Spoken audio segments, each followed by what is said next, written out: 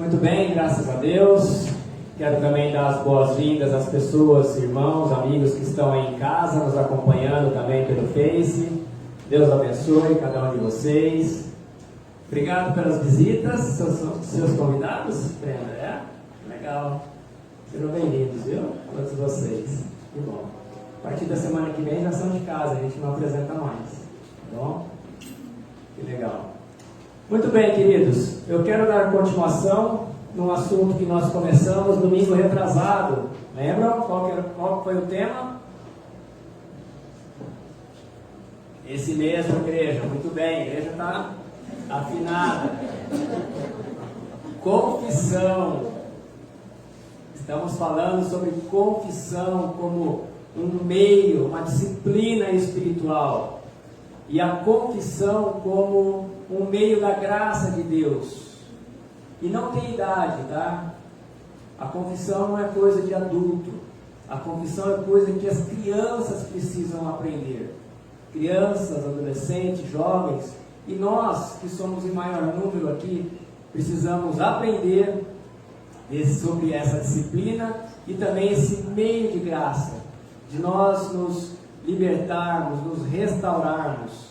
Lembram que nós falamos sobre o rei Davi, em Salmo 32, que enquanto ele calou, enquanto ele manteve silêncio sobre os seus pecados, ele começou a se definhar. Ele começou a sentir uma profunda tristeza no seu ser, uma insegurança, um medo e uma apatia se apoderaram dele, até que ele então resolveu confessar o seu pecado. E é isso que a igreja desta época, a igreja contemporânea, precisa resgatar.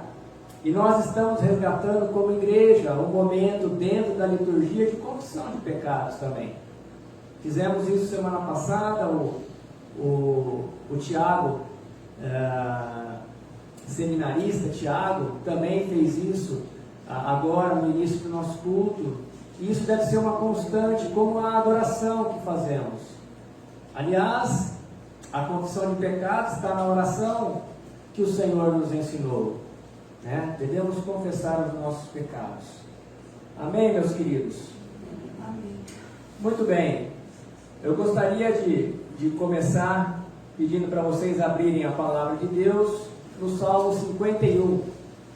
Salmo 32 e o Salmo 51 são dois salmos confessionais que nos levam a abrir o nosso coração, seguindo a ajuda de Davi também, como Davi se comportou diante do seu pecado, diante do nosso Deus, do seu Deus e nosso Deus. Salmo 51, a partir do verso 1. Tem misericórdia de mim, ó Deus, por causa do teu amor, por causa da tua grande compaixão. Apaga as manchas de minha rebeldia, lava-me de toda a minha culpa, purifica-me do meu pecado. Pois reconheço minha rebeldia, meu pecado me persegue todo o tempo. Pequei contra ti, somente contra ti, fiz o que é mal aos teus olhos, por isso tens razão no que dizes, e é justo o teu julgamento contra mim. Pois sou pecador desde que nasci, sim, desde que minha mãe me concebeu. Tu, porém, desejas a verdade no íntimo e no coração me mostra a sabedoria. Purifica-me de minha impureza e ficarei limpo. Lava-me e ficarei mais branco que a neve. Devolve-me a alegria e a felicidade. Tu me quebraste. Agora permite que eu exulte outra vez. Não continues a olhar para os meus pecados. Remove as manchas da minha culpa.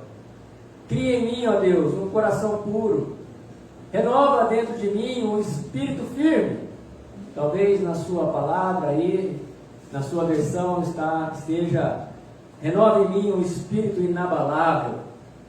Não me expulses da tua presença e não retires de mim teu Santo Espírito. Restaura em mim a alegria da tua salvação e torna-me disposto a te obedecer. O sacrifício, agora o verso 17, pulamos aí para o 17. O sacrifício que desejas é um espírito quebrantado. Não rejeitarás um coração humilde e arrependido. Talvez aí na sua versão fale de um coração compungido e contrito. Não rejeitarás o Senhor. Um coração humilde e arrependido. Irmãos e irmãs, como fizemos naquele outro sermão, nós começamos a posicionar a questão das vozes da nossa cultura, que são fortes e acabam nos influenciando de alguma forma.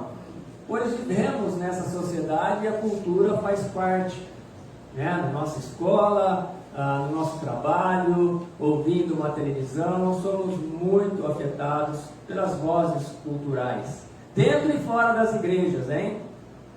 Então, a importância de praticar a confissão como um meio da graça de Deus para a sua transformação, assim livrando-se da culpa, como nós vimos no salmista, quando ele fala de livramento da culpa, do peso, do medo, da tristeza, da apatia, da insegurança.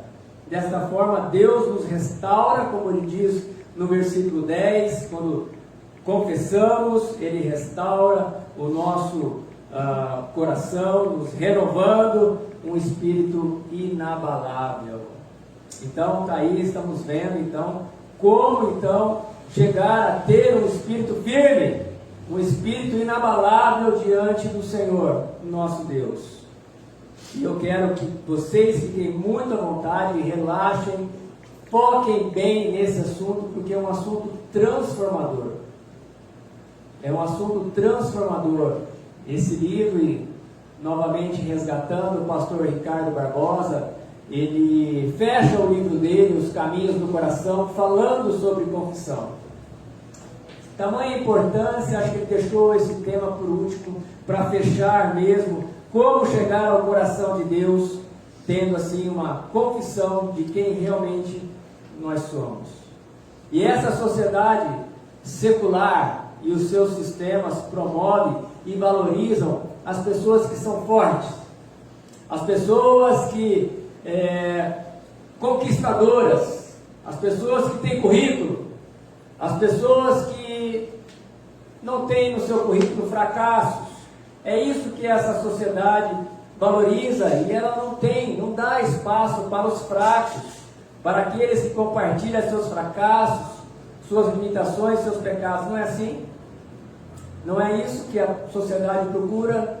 Os vencedores, né, os conquistadores, programas de televisão, aonde só é enaltecido aquele que vence, aquele que chega em primeiro lugar. E, infelizmente, na nossa igreja não é diferente. Como eu disse, a gente vem com muita dessa bagagem cultural para as nossas igrejas.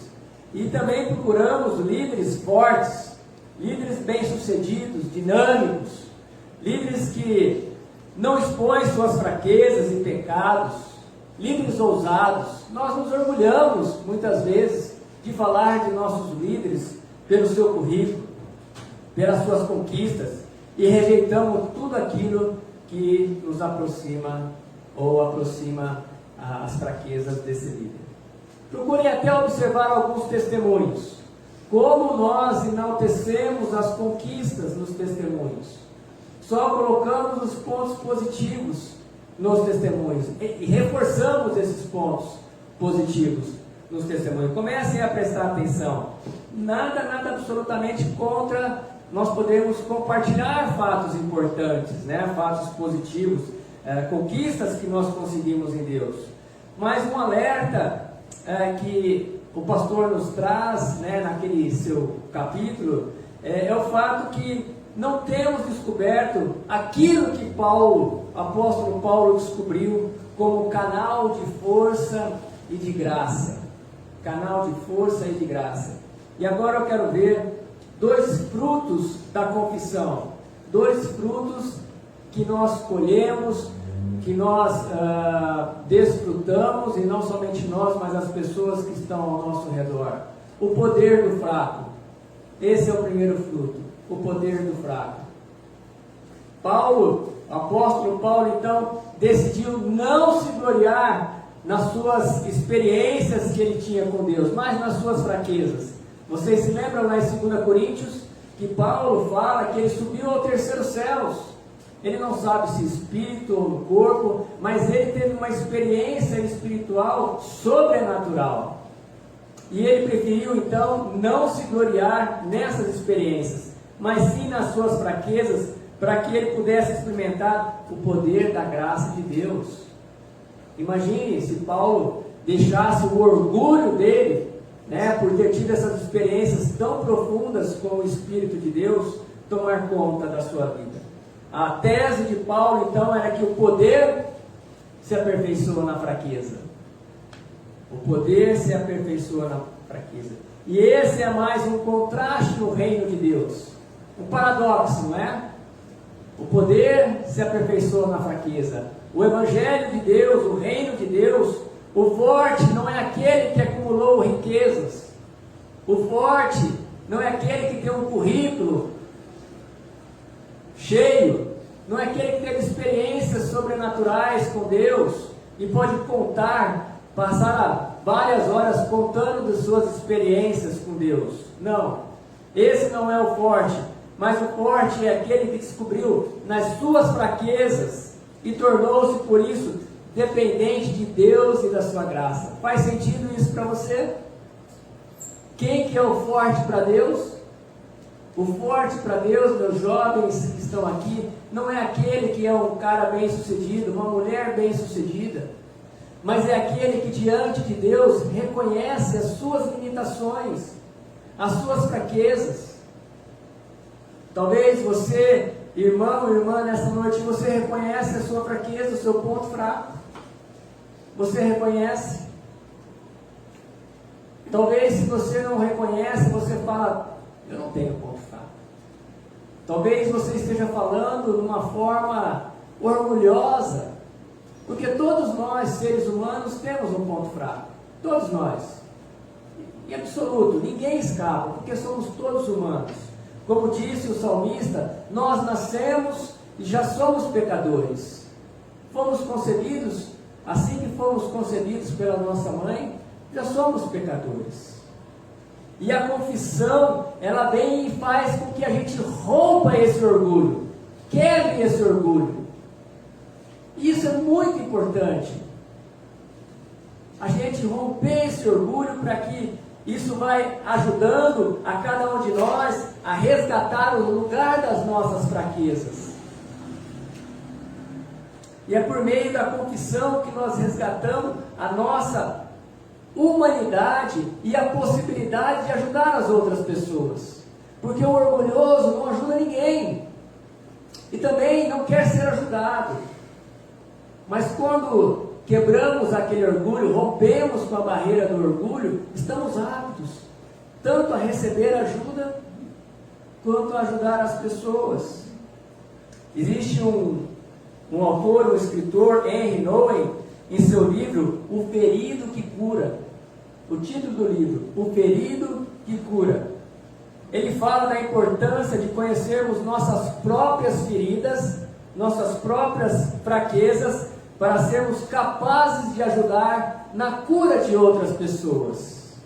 Ele diz assim, abre aspas, a comunidade cristã é, portanto, uma comunidade de cura, não porque as feridas são saradas e as dores aliviadas, mas porque as feridas e as dores transformam-se em ocasiões e aberturas para uma nova visão.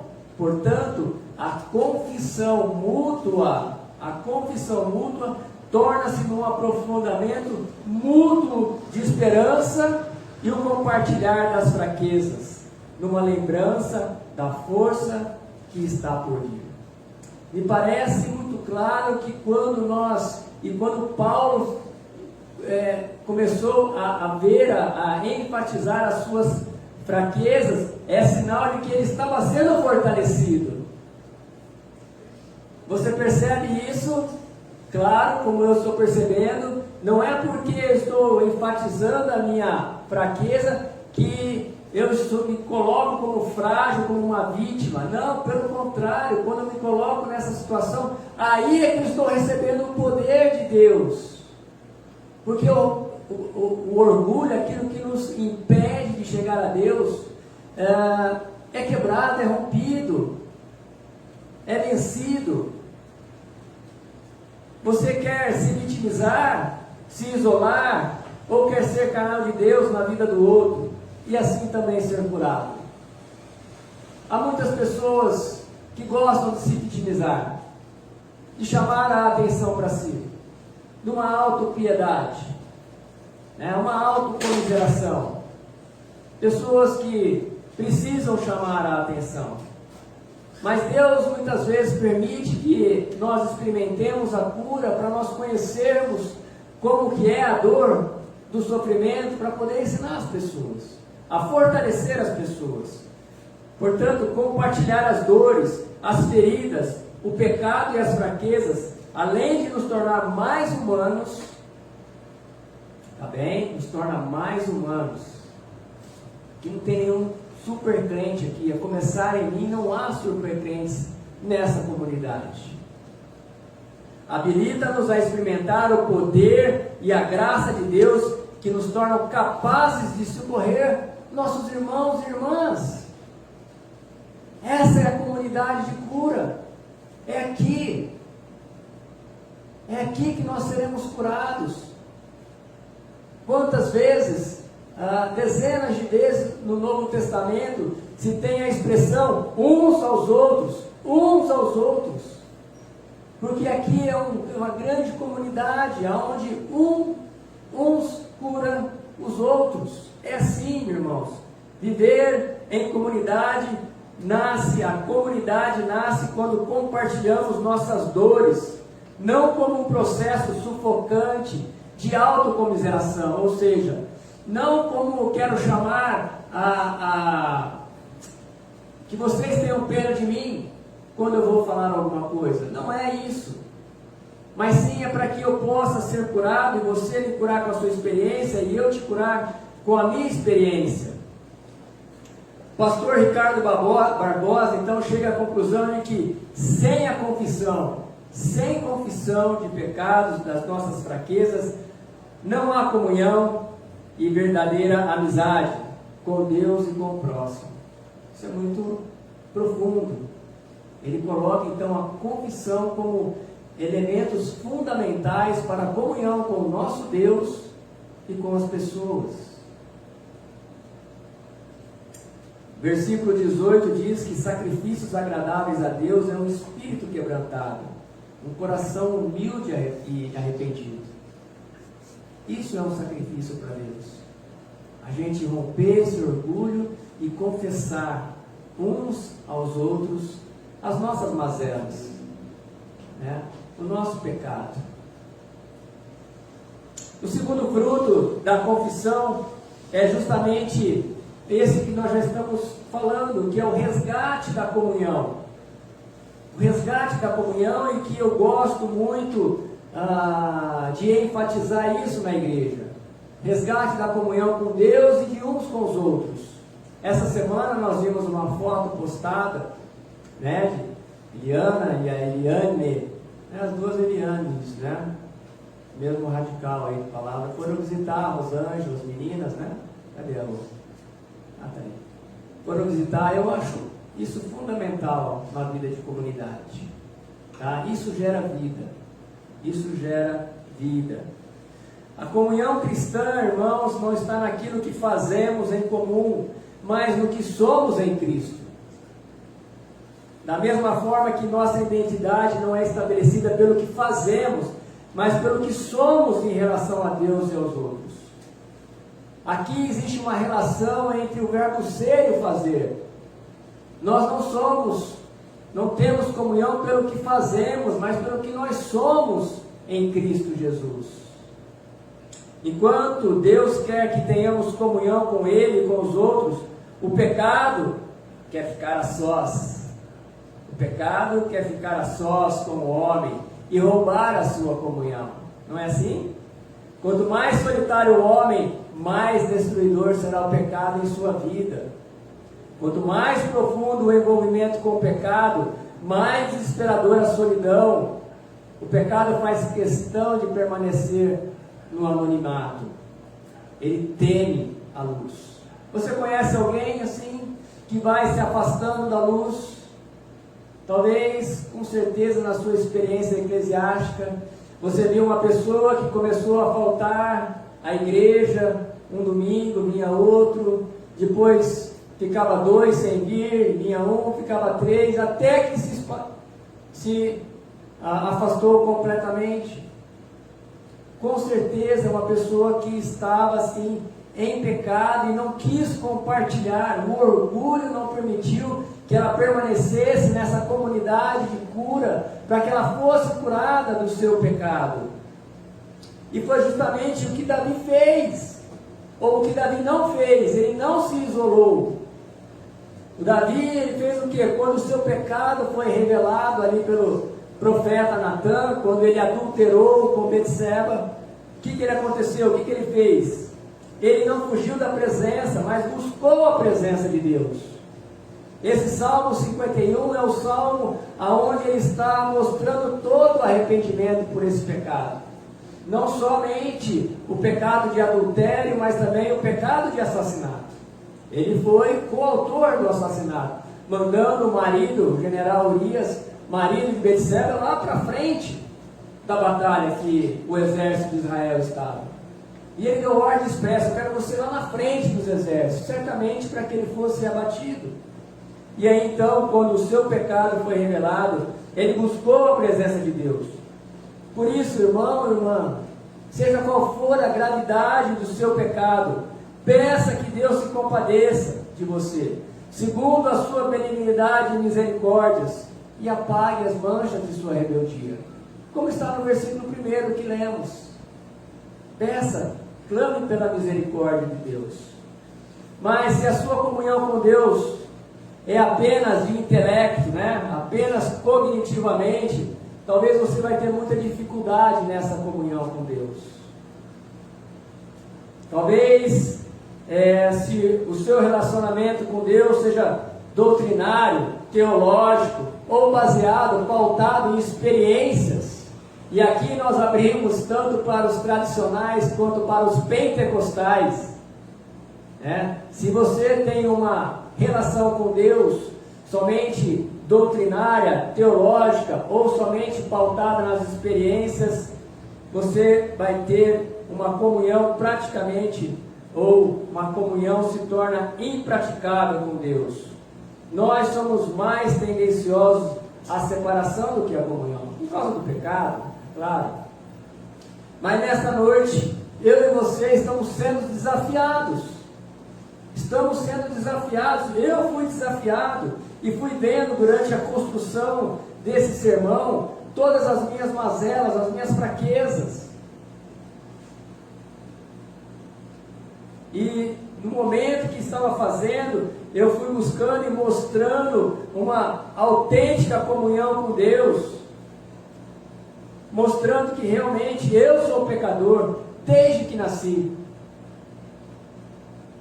Como o salmista fez, desde que nasceu, ele assumiu a sua posição de pecador. Irmãos, todos nós estamos em construção. Nós somos uma obra inacabada nas mãos de Jesus. Pela presença do Espírito Santo em cada um daqueles que aceitou o senhorio, se rendeu ao senhorio de Jesus Cristo, nós fomos libertos do poder do pecado pela obra santificadora do Espírito Santo. Mas não fomos livres da presença do pecado, livres do poder do pecado, mas não livres da presença do pecado. Só seremos livres quando partirmos para a glória. Aí sim seremos livres. O que fazer então para encontrar um caminho de comunhão e amizade? O caminho está na confissão. Vamos reforçar isso até o final. O caminho está na confissão, no reconhecer que somos pecadores, que somente a graça de Deus, somente a graça de Deus faz de nós o que somos. que não temos o conhecimento de toda a verdade, embora tenhamos algum conhecimento e temos também experiências, né, religiosas. Ao reconhecermos e admitirmos nosso pecado, ao apresentarmos-nos exatamente como somos perante Deus e rompermos com o medo de nos expor perante os outros, romper com esse medo, nos encontraremos livres para amar e para servir. Isso é comunhão. Por isso, é só uma estratégia esses café com fé. A estratégia que o pastor quer passar para a igreja é que nesse café com fé, as bases da amizade, os fundamentos das amizades sejam aprofundados até que haja terreno fértil. E o terreno fértil, a base é confiança. Se tivermos confiança uns nos outros, romperemos o medo de nos expor, de que a pessoa conheça realmente o Lamim, né, que existe verdadeiramente, e assim a gente possa ficar livre, se sentir livre, e começar a ser curado a partir daí, transformado em alguém melhor, num servo melhor, num marido melhor, numa esposa melhor, num filho melhor, num irmão melhor. Agora eu quero falar sobre algumas formas de confissão. Formas de confissão. A primeira e mais conhecida forma de confissão é a auricular. É aquela que eu falo e alguém ouve. Alguém empresta aí um par de ouvidos e ouve. Isso é confissão auricular. Nós estamos falando aqui até agora, né? Infelizmente, por causa da tradição católica, e muitos de nós vêm do catolicismo, aonde os católicos mais praticantes, mais fervorosos na doutrina romana, vão aos confessionários confessar a um sacerdote, a um padre, semanalmente os seus pecados. E nós, protestantes, por causa dessa questão, temos negligenciado a confissão auricular. Temos optado mais pela confissão pessoal e secreta. Confissão pessoal e privada com Deus. Porém, por quê? Por que acontece isso? Por causa do medo. Nós não temos mais procurado pastores, líderes da igreja, porque temos medo de que o nosso pecado se transforme em sermão no próximo domingo. Esse é o medo que realmente reina na cabeça de todos nós. E eu, que estou nessa posição de pastor agora, já fui membro de igreja por muitos anos, também tive esse medo, que sirva de ilustração no próximo sermão. Isso tem levado a maioria de nós, cristãos, de buscar terapeutas, pagar amigos, para que possam ouvir os nossos pecados, as nossas fraquezas e dificuldades. Ou temos procurado amigos não cristãos que têm se mostrado talvez mais confiáveis do que os próprios irmãos da igreja. Não deveria ser assim. O silêncio, irmãos, por parte de quem ouve uma confissão, deve ser sagrado. Deve ser sagrado. Nós estamos para começar um curso para as senhoras com a irmã Sinara. E ali, esse curso, já na primeira aula, as senhoras e jovens, também, casadas ou solteiras, elas vão assinar um pacto do silêncio. É assim que chama, pacto do silêncio, ou pacto da confidencialidade, alguma coisa assim. Aquilo que é falado ali durante o curso, elas assinam. Eu declaro que não comentarei nada do que ouvir aqui durante esse curso. É sagrado isso. É protegido até por lei os sacerdotes, pelo menos na igreja católica. Ele não pode, por mais que ele conheça o autor de um crime, por força do ofício, ele não pode compartilhar isso com as autoridades. Mas tem dois fatos muito importantes aqui sobre a confissão auricular, né? A confissão verbal. Ela é bíblica. Primeiro fato, ela é bíblica.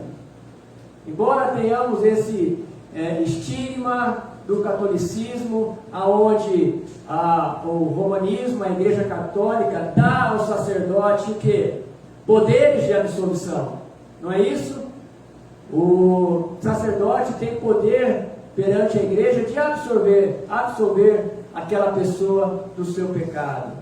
Mas eu quero dizer que, segundo Tiago 5,18, diz que confessai uns aos outros o pecado, orai uns aos outros, orai uns pelos outros para seres curados.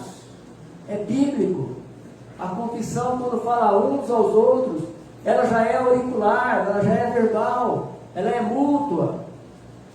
Então, o primeiro fato que eu quero dizer para você, irmão, é que é bíblico você procurar um pastor, procurar um líder da igreja, procurar um irmão em Cristo e verbalizar a sua dificuldade.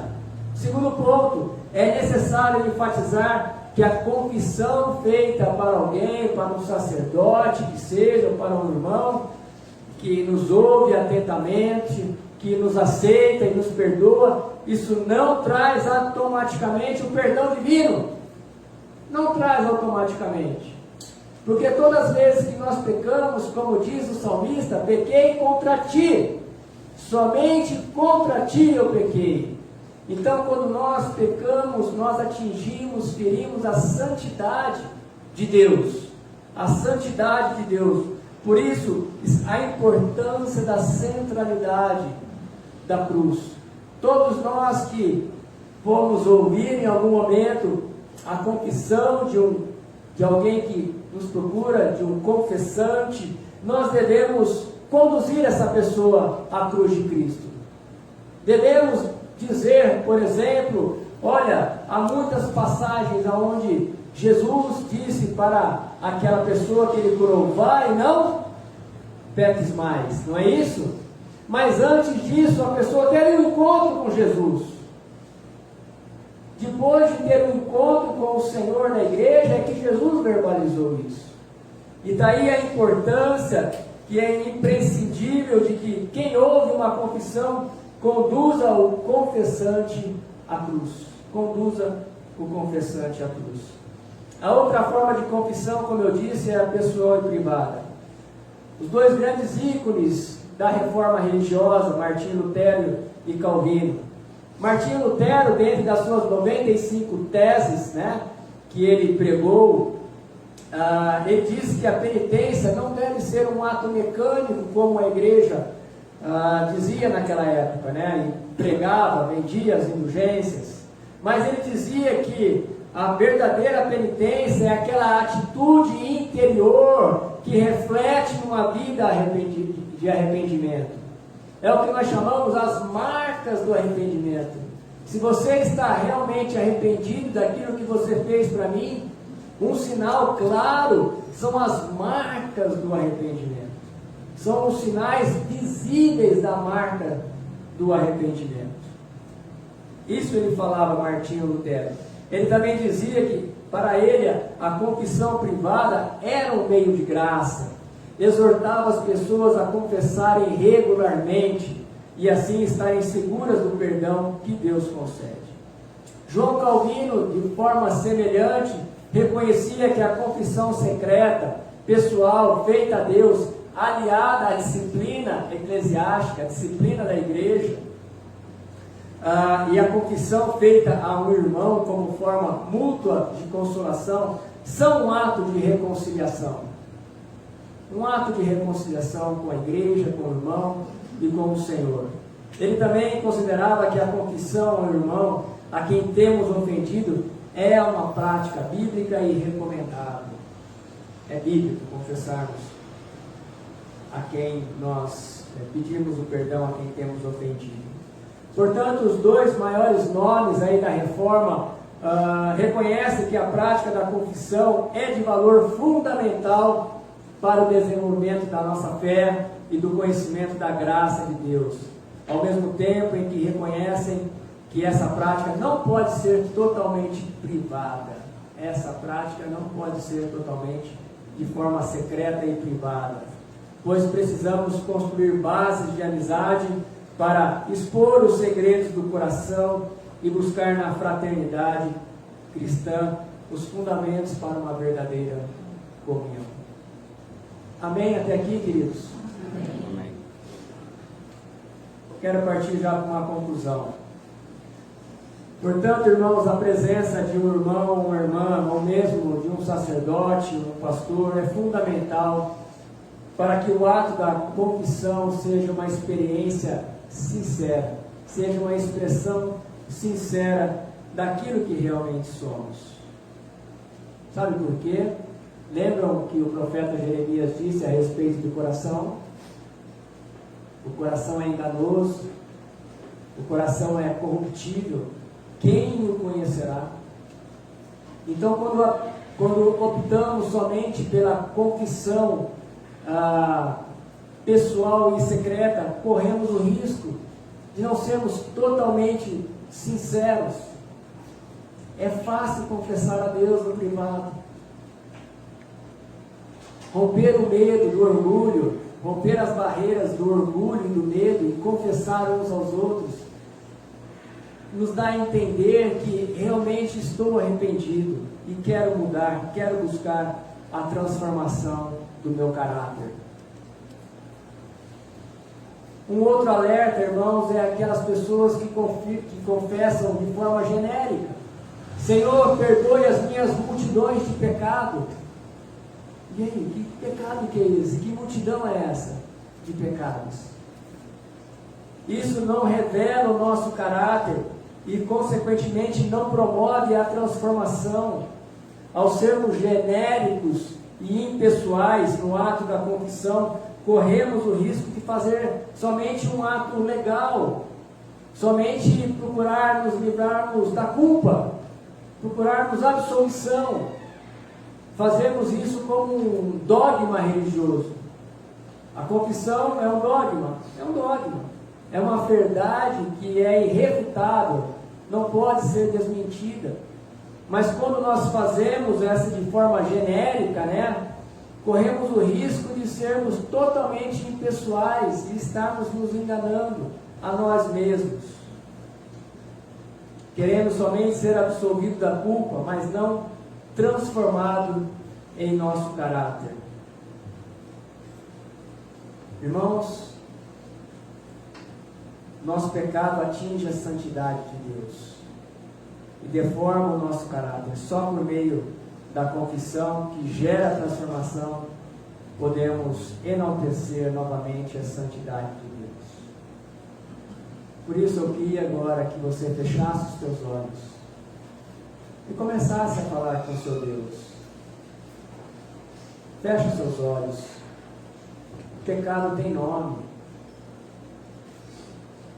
O Espírito Santo de Deus quer levar você a uma transformação de dentro para fora, de tal forma que as pessoas que estão ao seu redor vão ver as marcas do arrependimento.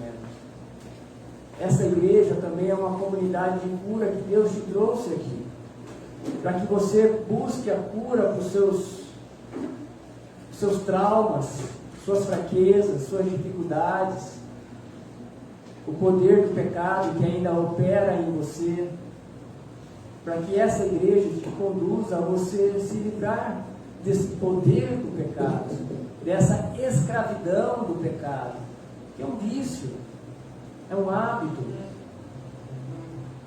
A confissão perante Deus, os homens, é o rompimento desse medo, que se dá diante do fato de que fomos aceitos e recebidos pelo Pai, que nos conhece e ama. Nós não somos transformados pelo conhecimento ou pela experiência, mas pela confissão. Enquanto o G nos conduz nessa oração, quem sabe você tem um pecado contra o seu cônjuge ou contra o seu filho, que está aqui do seu lado, e o Espírito Santo está te conduzindo a pedir perdão agora, a confessar o seu pecado e pedir perdão para o seu cônjuge, para o seu irmão, para a sua irmã, para o seu amigo, para a sua amiga. Esse é o momento. Faça isso, rompa com medo, rompa com orgulho, rompa com essa apatia que está te cercando por muitos anos. Em nome de Jesus, para a glória do Pai.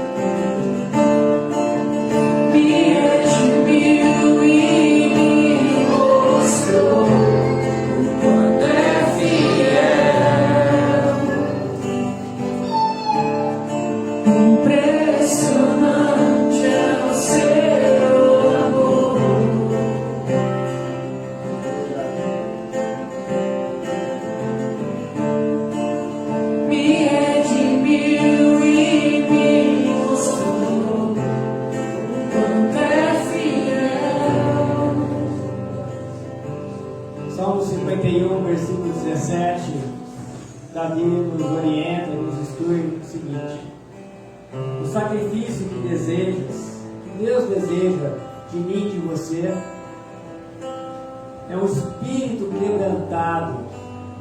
Um espírito quebrantado. Não rejeitarás o nosso Deus um coração humilde e arrependido. Deus não quer que ninguém se autoflagele aqui, que pegue um chicote e bata nas suas costas, como talvez você já tenha visto algum filme religioso antigo. Deus não quer que você se isole num monastério como penitência dos seus pecados. Deus quer um coração quebrantado nesta noite. Um coração se quebranta somente com humildade. O coração se arrepende somente com humildade. Publicamente. Se você quer publicamente mostrar marcas de quem quer ser transformado lá dentro, no seu caráter, não superficialmente, mas lá dentro do coração, onde você criou vários tronos para vários ídolos, e você tem cultuado Deus e tem cultuado ídolos também no seu coração. Deus quer transformar, quer fascinar o seu coração nessa noite. Mas isso começa com um coração quebrantado, uma atitude de quebrantamento diante do Senhor. Eu quero orar por você, se você nessa noite quer ter um coração quebrantado pelo Espírito Santo de Deus. Fique em pé, publicamente, para que o Senhor, para que todos os seres espirituais testemunhem que você quer ser transformado lá dentro, para que as pessoas possam ver os frutos do arrependimento, os frutos de uma vida cristã saudável, frutificando para as pessoas próximas de você. Em nome de Jesus, oremos. Espírito Santo de Deus, o Senhor nos conduziu nesta noite. O Senhor nos trouxe, cada um de nós, aqui com um propósito específico. Obrigado porque o Senhor é um Deus belo, um Deus sábio, e sabe trabalhar. Apesar da fala, o Senhor trabalha no coração de cada um de uma forma. Isso é apaixonante no Senhor, Espírito Santo. É saber que o Senhor, na sua multissabedoria, está falando a cada um na sua necessidade.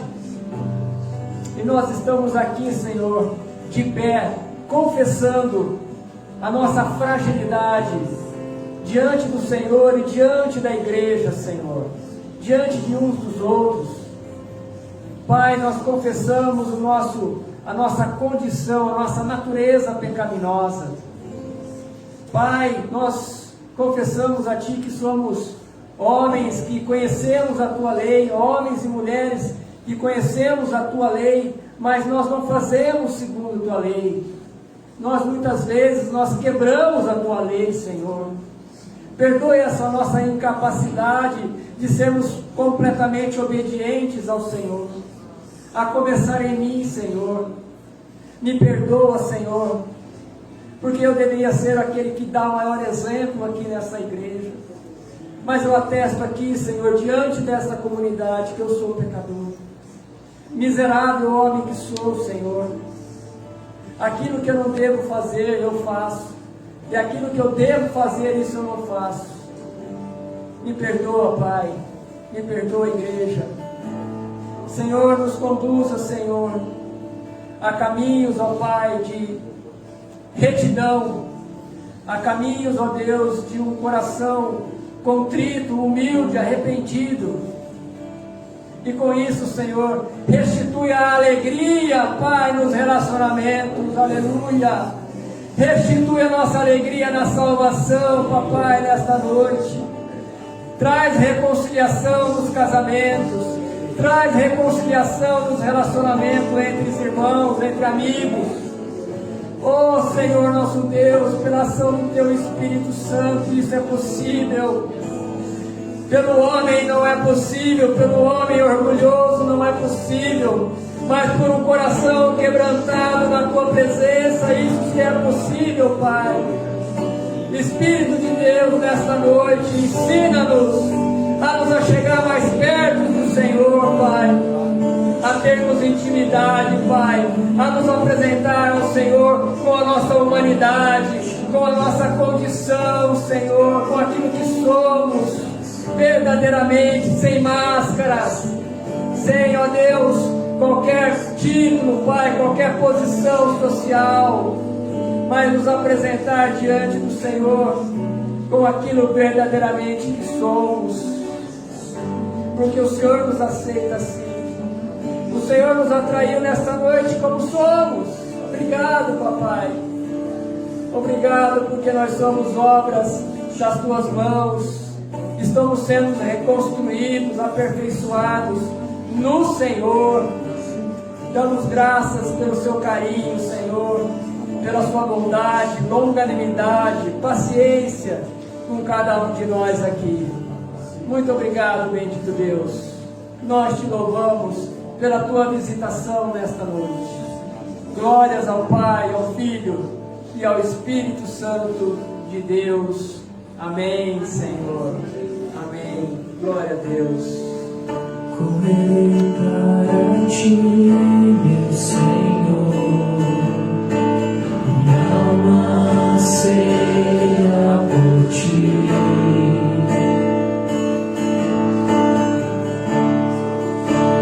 Sou pobre, cego e nu, nada tenho pra Te oferecer.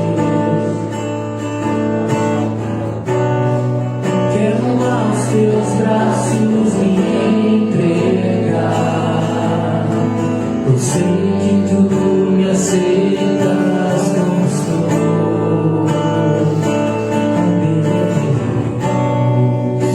Preciso do Teu olho, purifica-me, Senhor.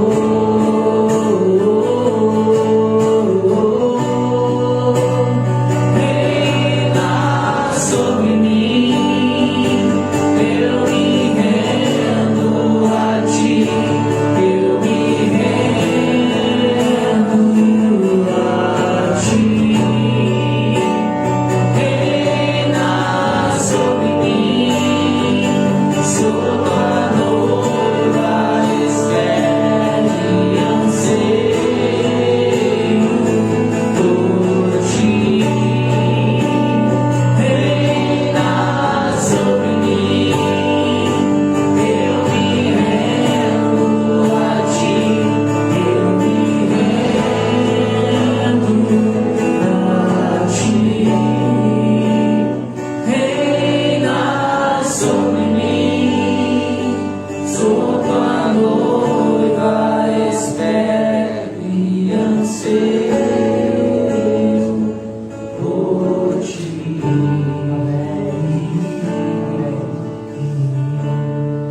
Aplauda o Espírito Santo de Deus.